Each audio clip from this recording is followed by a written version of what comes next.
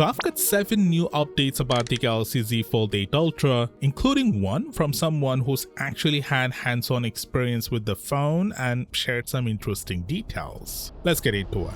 What's up guys, Sal here. So first up, even though Samsung isn't using the same M14 display panel on the Z Fold 8 Ultra as it is on the S26 Ultra, it's still improving the display in some key areas, most notably peak brightness. The Z Fold 8 Ultra is expected to reach 3600 nits of peak brightness on its main inner display. For comparison, both the S26 Ultra and the Z Fold 7 top out at 2600 nits. If this turns out to be true, it's a massive upgrade because higher brightness makes the display much easier to see outdoors. That's especially important on a foldable where the crease and higher reflections can make visibility more challenging. So this would be a very welcome improvement. Now, even though Icenivers shared this information, the original source is someone I'm not familiar with, so I'll still take it with a grain of salt until we get more concrete evidence. Speaking of displays, the Z Fold 8 Ultra is also getting another major upgrade.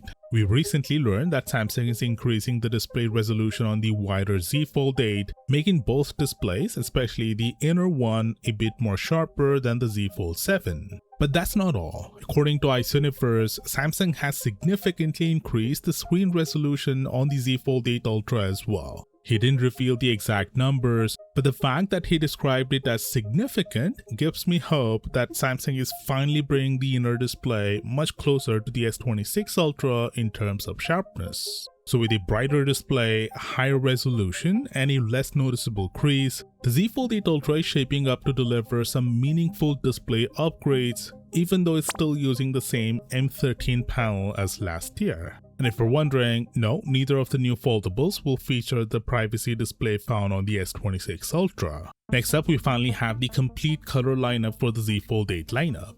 Starting with the Ultra, it will be available in 4 colors: cream, graphite, green shadow, and violet shadow. According to Icenivers, the cream version actually looks much closer to pure white than cream. Green shadow should look similar to the green finish we recently saw on the official Galaxy Watch 9 images, so it's almost certainly the same shade. Violet shadow will closely match the S26 Ultra's violet, while graphite is essentially black.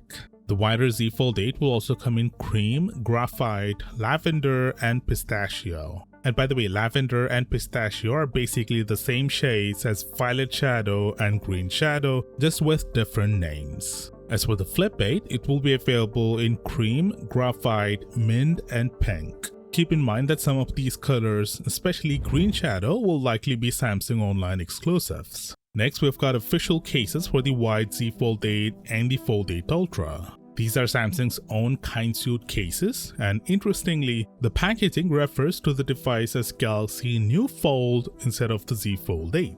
That could mean one of two things. Either Galaxy New Fold is Samsung's internal codename, or these case renders are simply not real. At this point, we have enough reliable evidence that Samsung is officially calling it the Z Fold 8, so I'd lean more toward that.